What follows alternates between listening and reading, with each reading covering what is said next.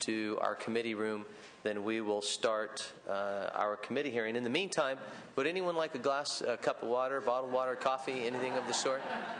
I got some. I got Jelly Bellies. Anybody? No? All right.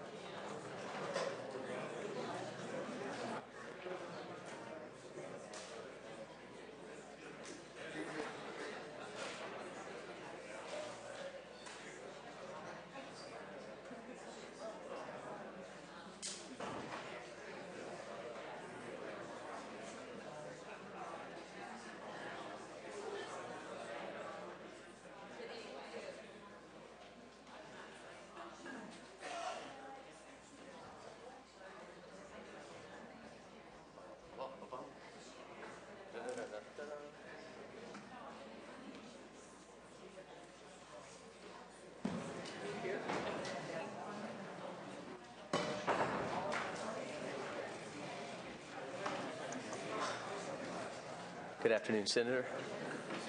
Good to see you as well. You doing well?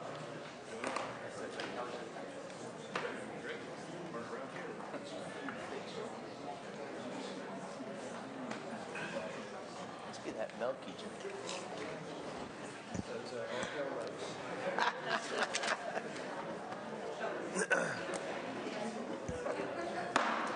Okay, let's call this Monday, February 7th, Subcommittee Number 4 of the Senate Budget and Fiscal Review Committee to order. Again, welcome everybody to this important meeting, and we will kick it off and get underway. We're going to use Chairman's prerogative to hear a couple order items out of order, as we have some very special guests with us this afternoon. So if you're following along on your agenda, we are going to hear the California Department of Veterans Affairs, which is item number 8955 first.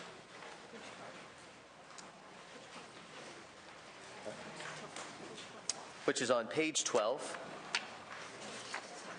Oh, it's okay.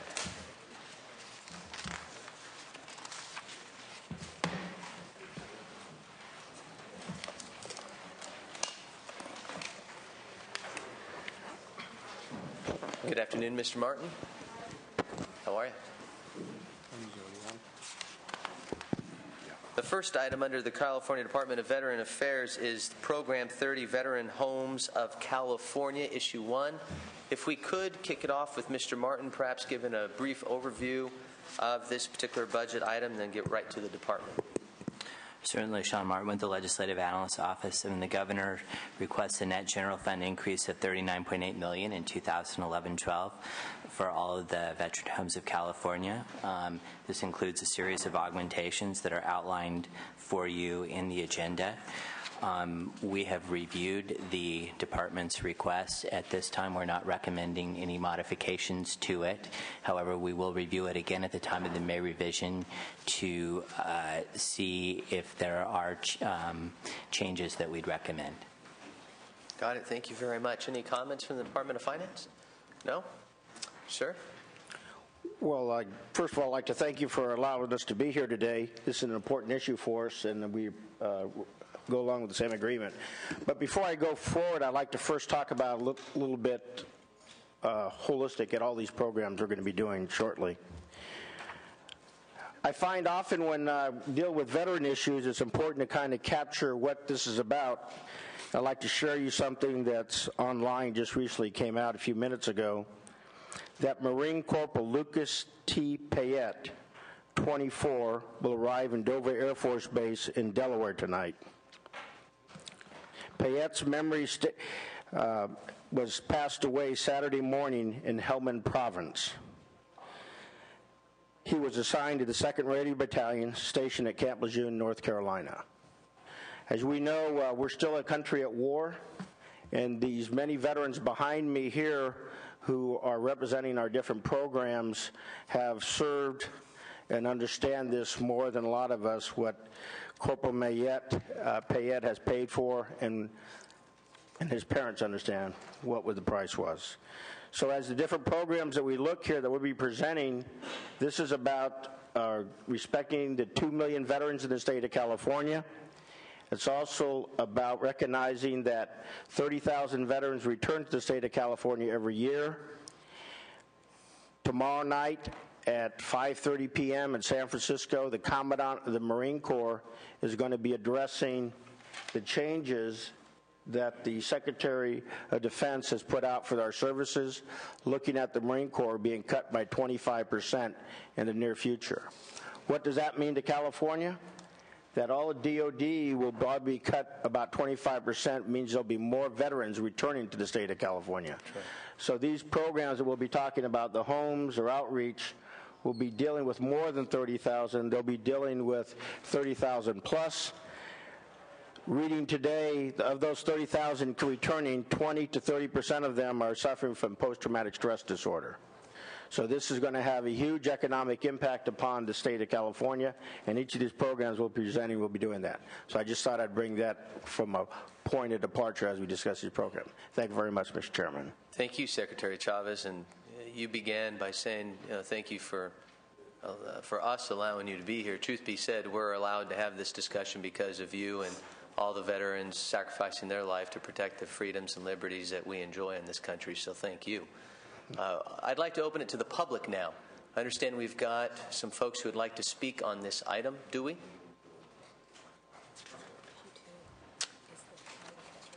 We are also going to take up issue 2. It might be Mr. Conady on issue 2, the Veteran Service.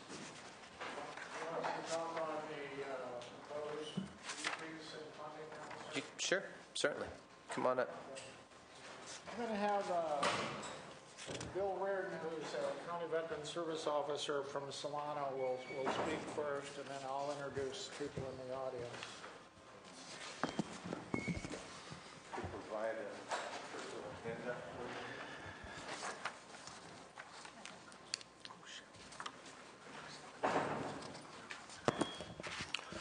Good afternoon. Again, my name is Bill Reardon. I'm the County Veteran Service Officer for Solano County. I've been in that capacity for the last 26 years. Wanted to just talk a little bit, address something that the Secretary mentioned, and refer you to this handout. This shows that back in February of 2010, the California Department of Veterans Affairs started a reintegration program to reach out to all the veterans in California, as many veterans as we could, to let them know of the benefits that they've earned, that they're entitled to through their military service. And in that less than 1 year, shortly less than 1 year, they've reached out to 43,000 veterans and asked them what are their needs, what are the things that they'd like to see addressed or what they need help with. And if you look through there, you'll see that some of the highest numbers, of course, employment, it's always uppermost in a veteran's mind, but you see that they're looking for compensation and pension benefits, and that's one of the specialties of the County Veteran Service Office. We assist them and their survivors and their dependents in navigating the system with the VA to ensure that they get all of the benefits that they're entitled to. The fee waiver for dependents, also through the County Veteran Service Office. Health care, also through the County Veteran Service Office. We help them sign up for health care. So my point is that the bulk of these services that they're looking for are services that are delivered by the County Veteran Service Office.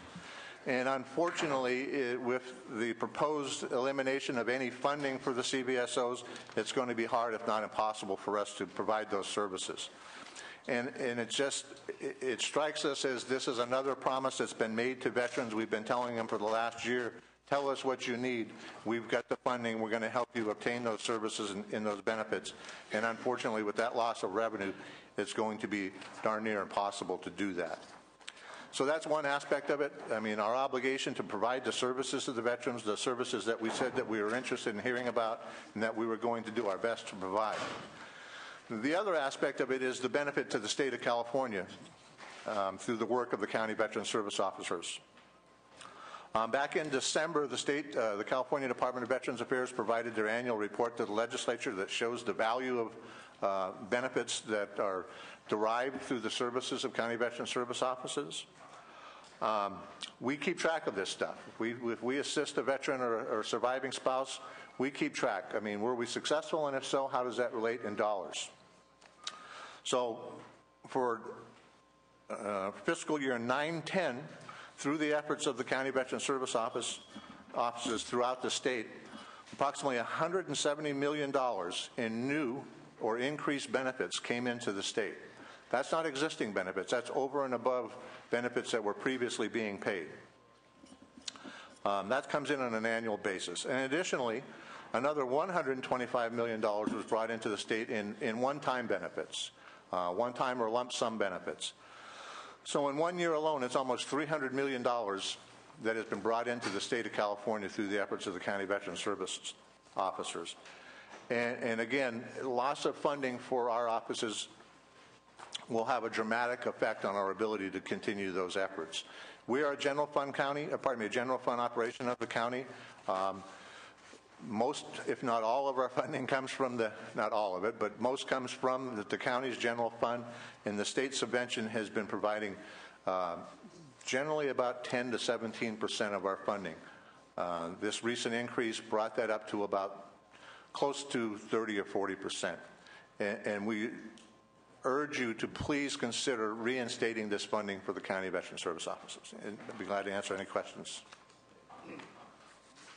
Thank you. Appreciate that. Next presenter, please. Casey Elliott with Townsend Public Affairs on behalf of the Veterans of Foreign Wars Department of California. We also would like to express our opposition to the governor's proposed cuts. In addition to the economic benefits that you've just heard, these fundings do provide a small amount of revenue for veteran service organizations to perform outreach and identification of those who might be eligible for benefits. Oftentimes, veteran service organizations are the first to make contact with new veterans out in the community, just given the vast number of posts and whatnot. So this helps provide some funding so we can train our members on how best to identify and service these people, get them hooked up with the county service officers, or in cases of appeals that need to be performed, we can provide that service for veterans on their benefits. Again, in opposition to the cuts. Thank you. Mr. Conity. Mr. Chairman, Pete Conity, representing numerous veterans groups. The point I would make is that we have we started last year with Operation Welcome Home to move forward and not commit the sins of the past, like at the end of the Vietnam War. And we have an opportunity through this outreach program and Operation Welcome Home to break the cycle that normally occurs at the end of a war, where our veterans come home and do not have jobs, do not have homes, get in trouble with the law. Operation Welcome Home has reached out to the 30,000 veterans that leave the service in California every year.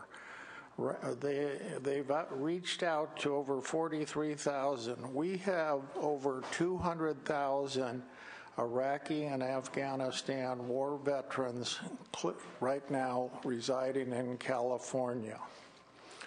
So what you see in the audience is members and past commanders of the different veterans organizations who would urge you to find a way to restore the funding of the $10 million that just began last year. So I'd like to ask some people to stand up or wave from the different organizations. Mr. Sherman Tucker, who's the past president of the Paralyzed Veterans of America.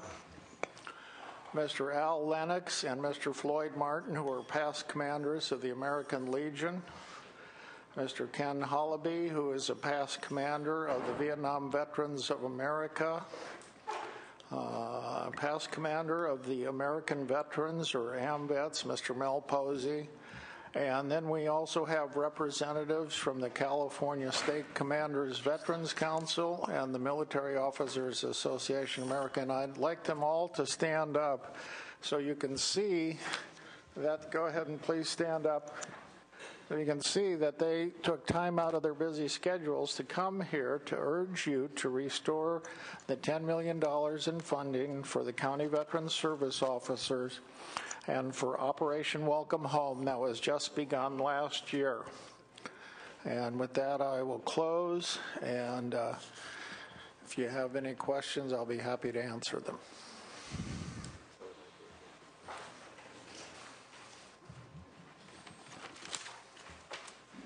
Thank you, Mr. Conity. Appreciate it. And thank you for all of you men and women who made the trip here this afternoon.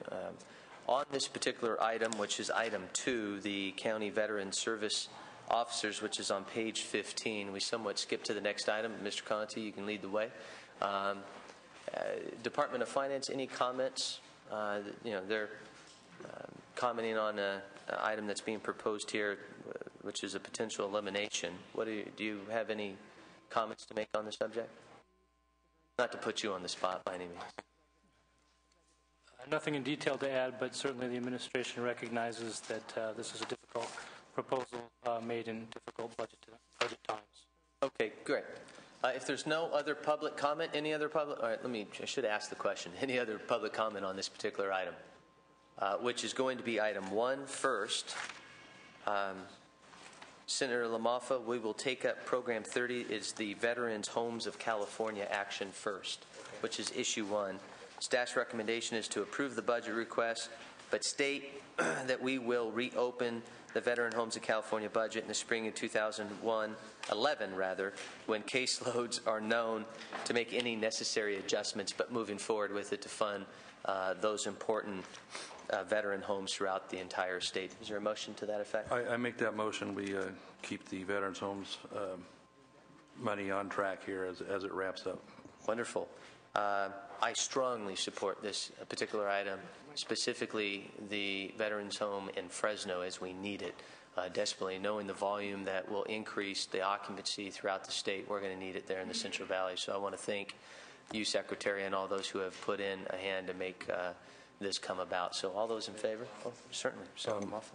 And also I commend you for all five, the efforts that it's taken to get through some difficult issues in the past, especially with the Glavic down there and keeping that on track. But we're especially proud of not only Fresno and the Central Valley, but up where I'm from, the Redding home that's come along quite nicely. So it's we appreciate the opportunity to be able to serve our veterans in that sense as well. So I'm very happy to help out here today. Great. All those in favor say aye then. Aye. That passes 2-0. Let's get to the next item under Veterans Affairs, which is the County Veteran Service Offices, which was spoken to at length by those who came forward. This is one of those items that I think,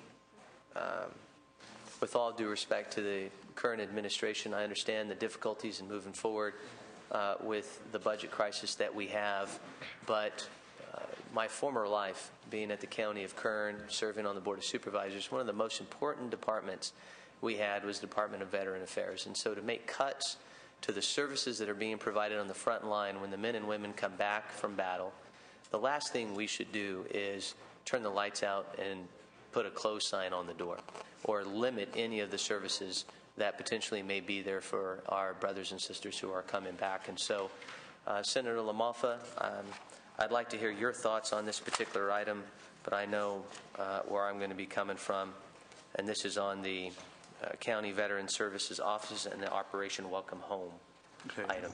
Thank you, Mr. Chairman. I do have kind of a side question on that, in that in the current budget year that we're underway right now, there was $5 million that had not been yet released to operate in the current budget year, and I wondered what the status of that is, when that might be released in order to catch up with this current year before we even talk about the next one. So I want to touch on that, and you fellas. John Fitzpatrick, Department of Finance.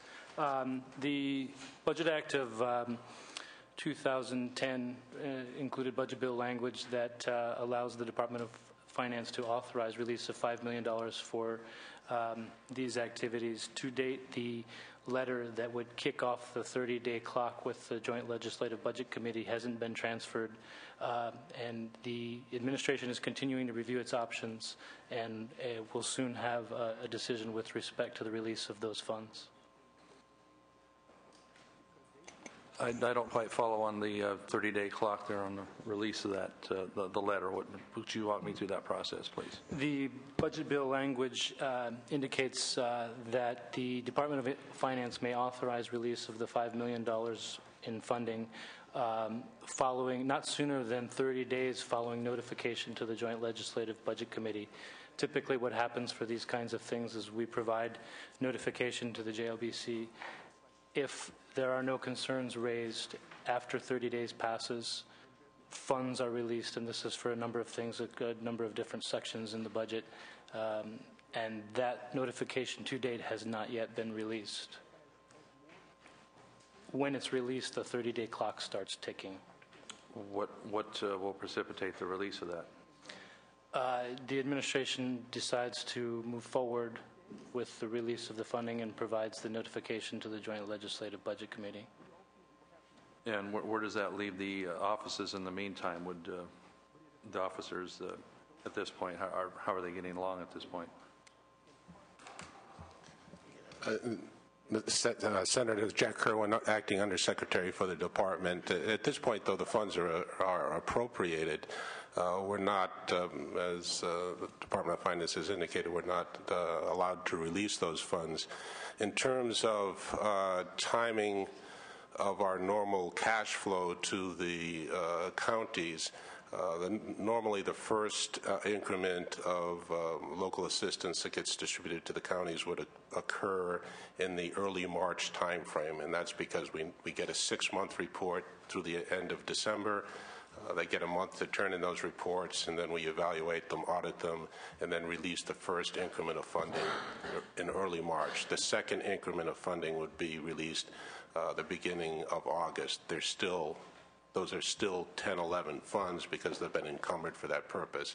So at this point, I don't think those funds are impacting the cash flow for the counties, but there's probably some concern with what level of funding will be released and what hiring and programs that they've implemented in anticipation of those funds. Okay. All right. Thank you. Pete Conity. I'd like to comment on that. Last year, when Operation Welcome Home was created and proposed by the then current administration, the legislature did not go along with what the governor proposed. And it was a hard-fought battle to get those funds approved through the Joint Budget Conference Committee. Every veterans organization in the state supported the increase in funding. 19 counties, for the first time, including Los Angeles and San Bernardino, sent letters of support for this increased funding. 68 legislators signed letters or signed on to a letter supporting the increase in funding. And as a result of this groundswell of grassroots support from the veterans organization, the funding was finally approved in the budget.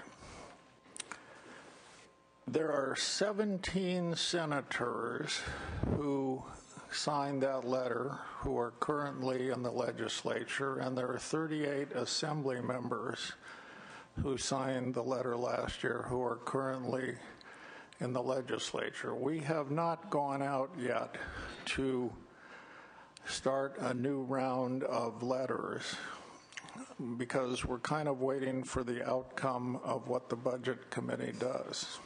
But I can assure you that if this funding is not restored, that we will do whatever is necessary to make sure the veterans in the state of California are taken care of. I have no doubt we'll be hearing from you. No doubt. But we are hoping that the administration will see the error of its ways, and we really don't we don't blame Governor Brown for this problem. We have had a difficult time convincing the Department of Finance under any administration that for every dollar that the state gives county veteran service officers, we bring in $100 in federal funding. CDVA has been collecting information on claims for the last 15 years. The state has given county veteran service officers $33 million. We have in 15 years, we have verified receiving over $3 billion in federal veterans benefits for that $33 million.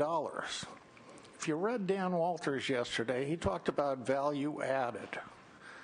Besides being the right thing to do for our veterans, it is a value-added service that the counties provide to the state because we remove people from general welfare roles. We help them with mental health problems. We help them with issues in courts based upon diversion out of prison. So there's no end of things that the county veterans service officers on the front lines provide. And as Senator Rubio mentioned, he was a county board of supervisor, and he's very familiar with what county veterans service officers do and the services they provide. So I would urge you to vote yes on this issue. And I would urge you to ask the Department of Finance to release the funds that we fought for last year. So I think I'll stop there. Thank you, Mr. Conity. Mr. Chair, can I make a comment? Please, Secretary. The staff recommendation is that this item be held open, and I think that's probably an appropriate move at this time.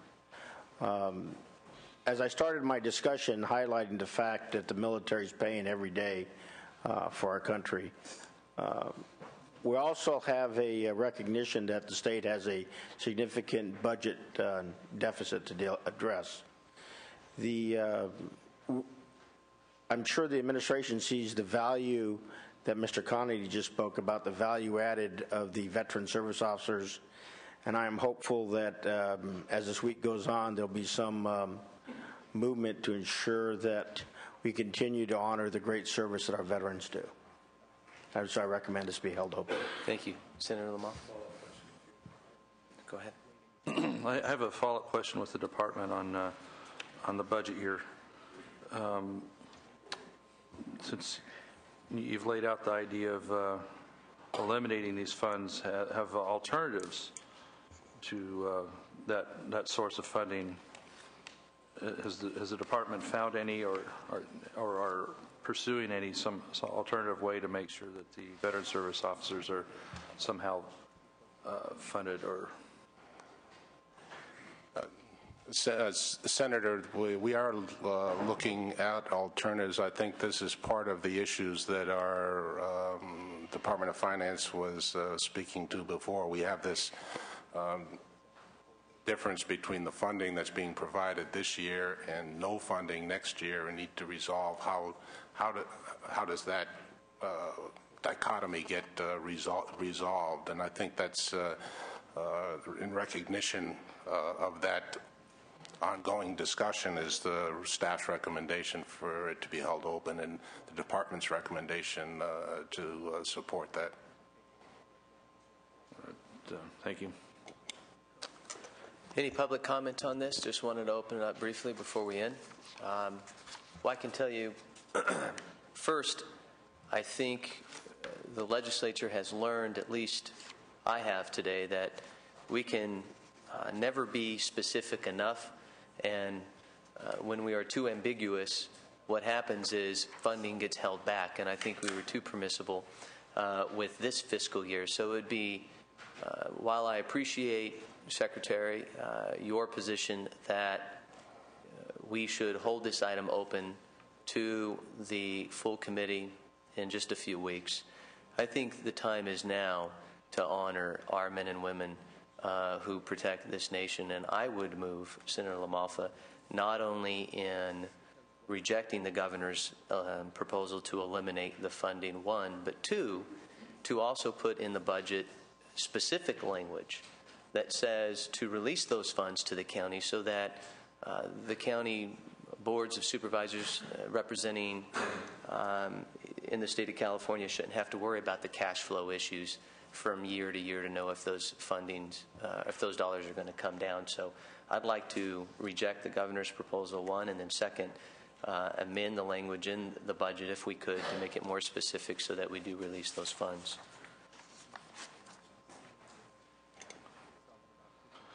My comment, I would be in agreement with the chair on that, in that this is a commitment that's much more important than,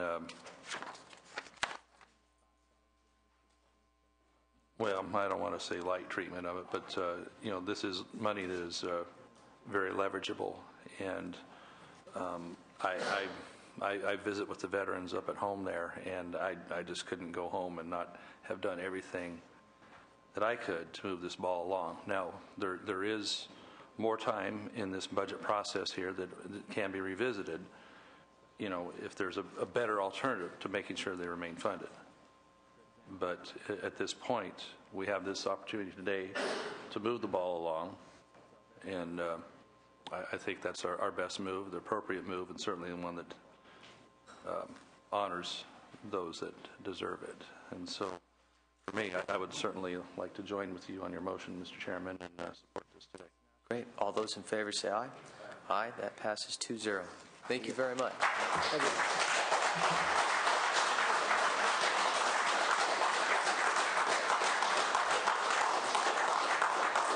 Now, I must remain consistent. This is not a baseball game, so there's no cheering or clapping, sorry. But thank you very much. We appreciate that. We don't get applauses too often in this building, so we'll take it when we can get it. If we could go back, for those who are following along on the agenda, to page 3. We have several vote-only items.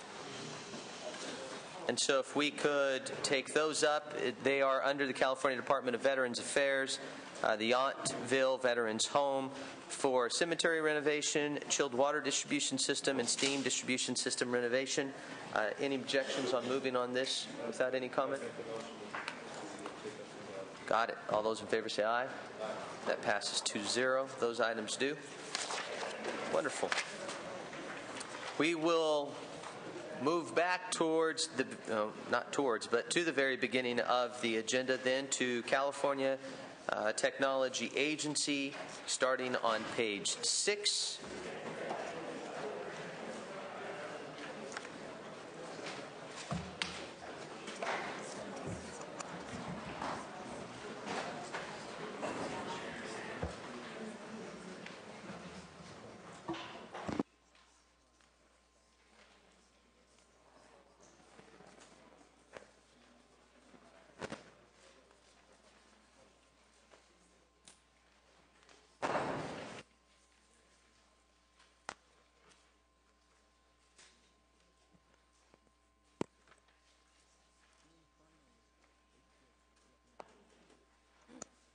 Good afternoon. Thank you very much, Mr. Senator, Mr. Lamalfa.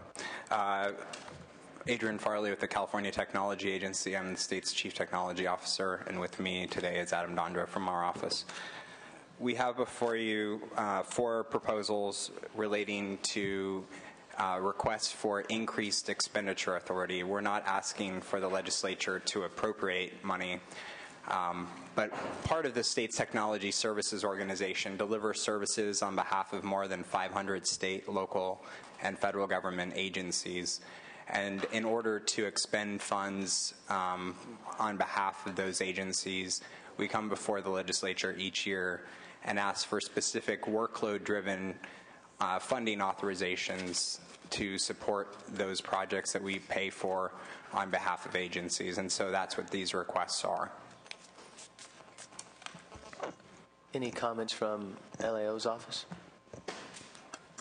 Good afternoon, Mr. Senator. Erica Lee with the Legislative Analyst Office. We just want to point out that the technology agency provides the infrastructure, the platform for many of the systems that the state runs that accommodate claimants, recipients, and the public.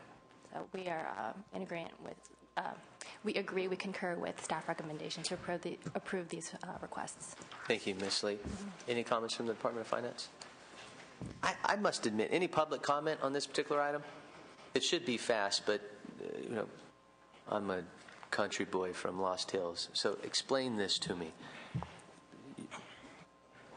It's an increased expenditure authority to $29.7 million, and I get that you are servicing the agencies and the number, and staff has done an incredible job on briefing me on this subject. But for lay folks who read this, it reads as if government increased by $29 million, or at least your workload has increased by $29 million. Help those who would read it as such understand that that is not the case, or if it is the case, tell us that is so. Our workload has increased by $29 million, but what we do is this is not a license for us to go and spend money. This is to the extent that we collect revenues, we have the ability to expend those revenues to pay for services and for employees. This isn't a direction of funds. You provide in various other budget change proposals and in various base budgets to agencies, whether they be state government agencies or local government agencies, appropriations. And to the extent that those agencies expend those appropriations on technology services, we need the ability to collect that revenue and then expend the revenue we collect. Got it. Thank you very much. So could you do me a favor? Could you provide me the documentation that by line item illustrates those departments that are asking for the increase in services, which we are then approving the funding for? Because if I want to get to the funding of the 29.7, I need to go that route versus the expenditure side that you're proposing today, correct? Sure. Got it. Is that fair? You look like you wanted to comment, Department of Finance. Yeah, just, this provides a wide array of services, everything from the technology backbone for Department of Motor Vehicles to Employment Development Department and other, broad range of activities, including activities that get benefits to local governments and individual recipients. Then tell me, give me just an example of how, for the description as it relates to the California email services, that the work volume for your department would have increased by $10 million last year. Sure. So currently the state has Yahoo or Gmail. The state has over 70 different email systems, and we're consolidating those into a single email system for the entire state. And that I thought you would have a decrease in cost then by centralizing. Well, we're centralizing, so but our organization hasn't provided those services heretofore.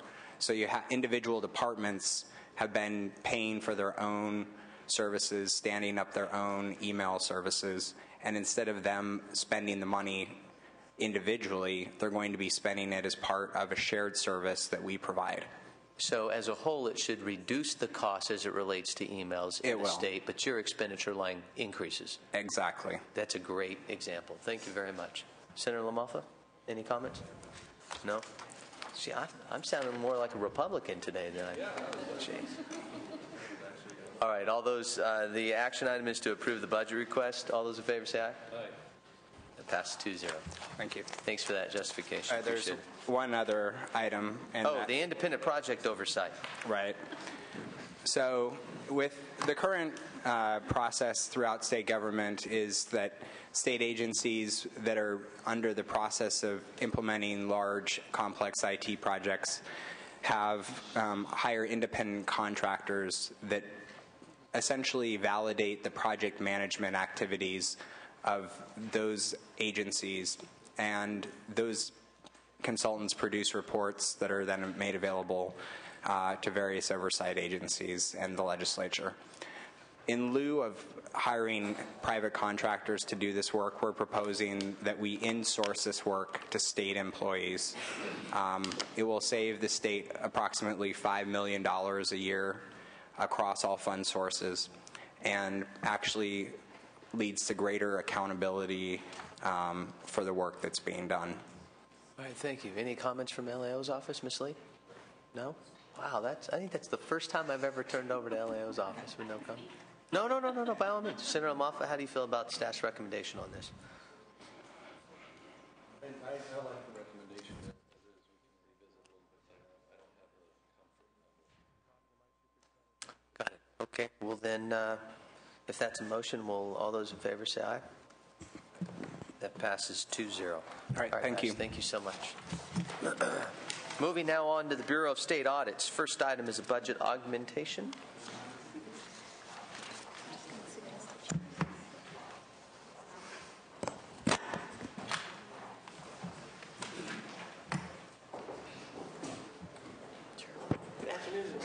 Good afternoon, Ms. Howell.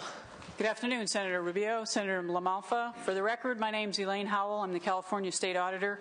And as you can see in the staff analysis, my office is asking for an augmentation and absolutely respect the state's fiscal situation, but believe that this augmentation is necessary for my office to grow, to reestablish a growth plan that we had a few years ago to be able to respond not only to statutory audit work that we are required to do, but also to be able to be more proactive in our investigative work.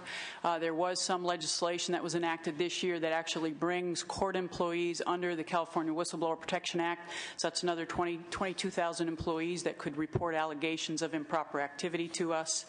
In addition to that, we'd like to be able to do, to meet the demand that comes to us from the legislature through the Joint Legislative Audit Committee, and to conduct high-risk audit work, which we think would be very beneficial in identifying inefficiencies in state agencies and hopefully to assist in streamlining state government. The $8 million would allow us to grow over the course of the next 2 years in a variety of aspects in the organization, certainly professional staff in the audits division, but also investigative staff, a couple of attorneys, and certainly important support staff. So with that, I can answer any questions committee members may have. I do want to provide the opportunity for LAO to speak or Department of Finance, either of you. We raise no objection. No objection. Any public comment on this particular item? Seeing none, Senator LaMalfa. Yeah, thank you, sir. I've been curious on how is it that you come up with the topics for audit? How is the selection process when many audit proposals are submitted? What finally wins out? Well, the audits that the primary source of the audits that come to us, as you're a new member of the Joint Legislative Audit Committee and a past member of the Audit Committee as an Assembly member, many of our audit jobs requests come through us through the Joint Legislative Audit Committee. We also have statutory work that's been put in law over the last few years. A few examples of those are Indian gaming. We're required to audit the Indian gaming revenue sharing fund every 3 years, campus crime reporting every 3 years, state bar every 2 years. There's legislation or budget trailer bill language last year to ask us to look at a major IT project, CAMUS, which is a Medi-Cal management information system. So it's a variety. It's a lot of statutory work, a lot of work coming to us through the Joint Legislative Audit Committee. The single audit, which is both the audit of the state's financial statements and all of the federal dollars that come into California. The last couple of years, Senator, we have been looking at not only the traditional federal dollars that come into California, but also the stimulus money that California received, $85 billion. So we've been looking at those funds and controls over those funds over the last 2 years. Were those requested, those latter ones you mentioned there, or is that, what is your suggestion for audits here? Do they fall along those lines for? Well, my suggestion is for the legislature and actually with some of the reform measures that were discussed last year to continue to come to my office and use my office to help identify inefficiencies in state government. So it's a mix. All of the audits I was talking about previously, Indian gaming, state bar, campus crime reporting, those are in statute. They're in law. My office is required to conduct those audits. About 40% of the work that we get comes to my office through the Joint Legislative Audit Committee. So that would come from any member of the legislature submitting a request, having the committee consider that request, and then having that approved by the committee, and that essentially becomes a mandate for my office. The high-risk audits I'm talking about is legislation that was enacted a few years ago, requires us to establish a high-risk audit program. And essentially what that does is identifies not only state agencies, but also issue areas in California that are at high risk for waste inefficiency. Our first list that we published, we're required to publish a list every 2 years, identified areas such as California's infrastructure, our information technology system, emergency preparedness, those sorts of things, and we're required to establish that list every 2 years, and that statute also requires us to have a high-risk audit program and then determine, based on if we have resources available, to get out there and conduct some audit work at state agencies and state programs to look for inefficiencies and make recommendations for change. Thank you. I'm going to ponder this until our next, at the pleasure of the chair here, until our next, but I appreciate that and appreciate your work. Thank you, Senator. Well, State Auditor, I think, first let me tell you, as a new member to the Joint Legislative Audit Committee, and someone who did some work prior to it, I think you do perhaps your finest work on those high-risk types of audits. I think Senator LaMalfa was getting to a point which I think, get to directly, which is perhaps the process through the legislature to submit audit requests to your particular department isn't the best or perfect by any means. But I think to fund your department appropriately to be able to respond not only to the high-risk audits that you must conduct and have the staff to do, but also to respond to the whistleblowers that you mentioned to earlier. If you do not have the staff when the push, because of the fine work you do, is to move and add more to your department, the ARA funding, the inspector, we eliminated that earlier and a couple weeks ago and moved much of the responsibilities to your operation. So you sure, Senator LaMalfa, you don't want to move on this item today? I'm just kidding. I just thought I would take a shot at it, just for fun. But we're going to hold this item open for Thursday then. Okay? Thank you. Thank you, Senators. Very much. With that, then, we're going to move on to, we took care of veterans.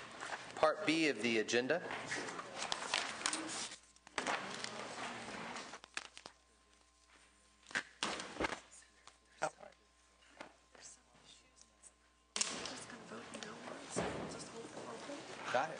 Got it.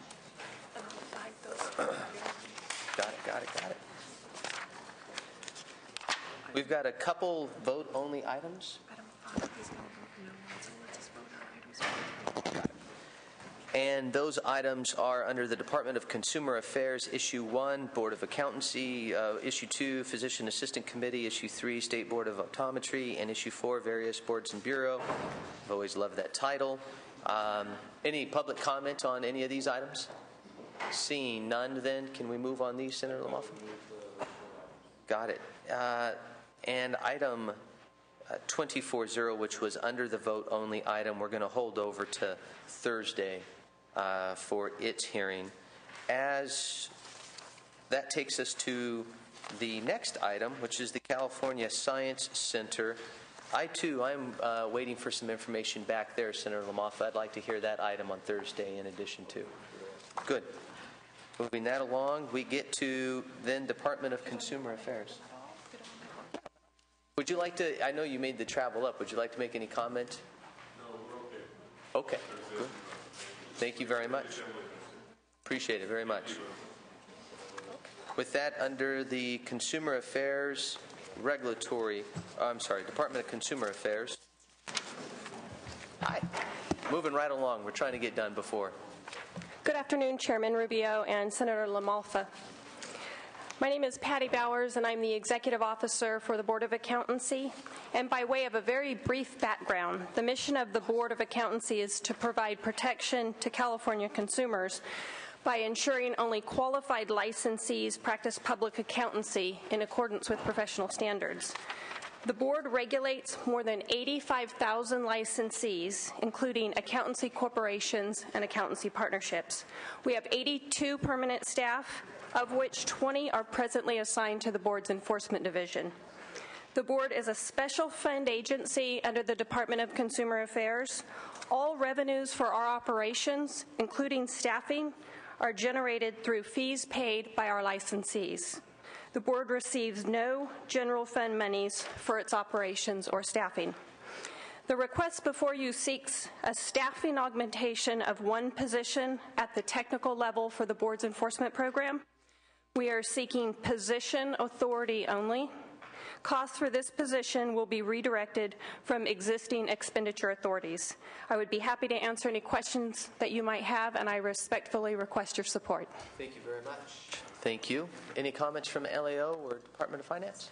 Russia Chavez from the Legislative Analyst's Office. Based on our review of their most recent updated workload data, we would recommend the department absorb the workload and use technology such as online submissions to increase efficiencies to reduce the staff workload. We also would like to let you know that the staff recommendation to approve the 2-year limited term would be in conformity with the Assembly action. I'm sorry, repeat that last line again. The staff recommendation as it's written here would be it would conform with the Assembly action that's already been taken on the item. Got it. Thank you very much. Department of Finance? Carly Shelton with Department of Finance. We have no significant concerns with the staff proposal to approve the position as a 2-year limited term. Got it. Thank you very much. Any public comment on this item? Seeing none, Senator LaMalfa? I like that it's being done within existing funds and flexibility shift, so to speak, here. So I like the item. If you're moving on it then? Great. All those in favor say aye. 2-0 then. Thank you very much. Next item is the Bureau of Automotive Repair.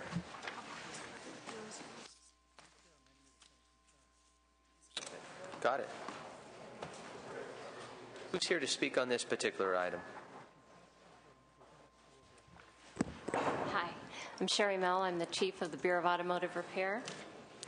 The Bureau of Automotive Repair is a special fund agency responsible for the Smog Check program, the largest motor vehicle emissions reduction program in the United States. The Smog Check program is an important part of the state implementation plan, which is administered by the Air Resources Board. Achieving this goal is important to the state in securing billions of dollars in federal highway funds. Air Resources Board considers vehicle retirements a highly cost-effective way of cleaning California's air. BAR retired 20,000 vehicles at $1,000 in 09-10 and projects retiring approximately 41,000 vehicles this fiscal year, resulting in the removal of approximately 2,000 tons of pollution from California's air. With the passage of AB 787 in 2010, BAR is now mandated to offer low-income consumers $1,500 per vehicle, further increasing participation. The budget change proposal under consideration today reflects the elimination of one aspect of BAR's repair assistance program to support the increased incentive offered to consumers. The proposal calls for a net increase of 4 positions. Thank you very much. In fact, you're such a special department, we're going to hold it over till Thursday. I just got a note. So we're not going to be taking action on this item today. But any other public comment or testimony you want to provide for the record so we don't have to do it on Thursday? No. Is it vote only on Thursday? Yes. Thank you. Thanks so much. Got it. Moving on along then to the various boards and bureaus.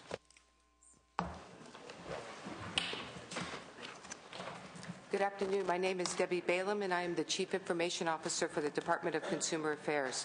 Last year, the BREEZE budget change proposal was approved to acquire an integrated licensing and enforcement technology system.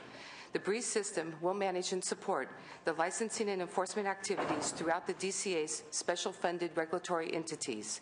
The new system will replace the DCA outdated legacy enforcement and licensing systems. This year, the DCA submitted a no-cost proposal to realign our previously approved project funding to the 2000-2012 fiscal year to support a payment for the BREEZE software license. We seek your agreement for DCA to move forward with this cost-neutral proposal. Great presentation. Thank you very much. Any comment from LAO? Any comment from the Department of Finance?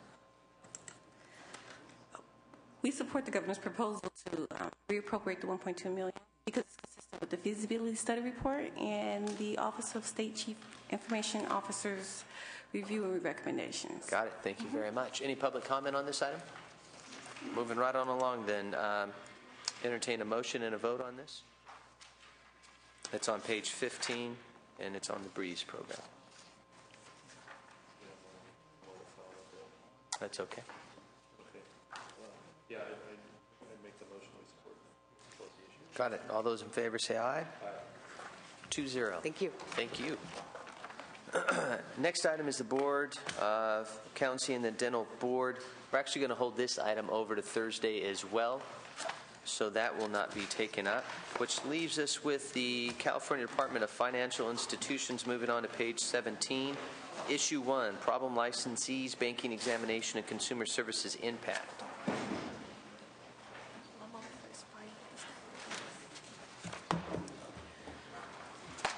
Good afternoon, Mr. Chairman and Good afternoon. Member LaMalfa. My name is Carol Chesbrough. I'm the Chief Deputy Commissioner for the Department of Financial Institutions. As you can see from our item, this is to make permanent 4 limited-term banking examiners into permanent, and it's also to add 3 to our consumer services divisions. And the recommendation from the Assembly and for this body is limited term. There's one point I think that is at issue, and that's the $50,000 contract that we were requesting, or contract money, to improve our software portal that we have that services the Consumer Services Division, and also to enhance it by adding other languages and that capability. Got it. Thank you very much. Any comments from LAO or Department of Finance? Department of Finance supports the request. Got it. I like your Thai soup combo today. That's nice. Yeah, good. Senator LaMalfa? Got it. All those in favor say aye. 2-0. Thank you very much. Senators. Thank you. Now to the Department of Managed Healthcare, Senate Bill 1163, which I thought we did already, but we're going to move this to Thursday and have it heard on that day, which means that marks the end of this February 7th, 2011 Sub 4 committee hearing of the Senate Budget Review. Thank you very much.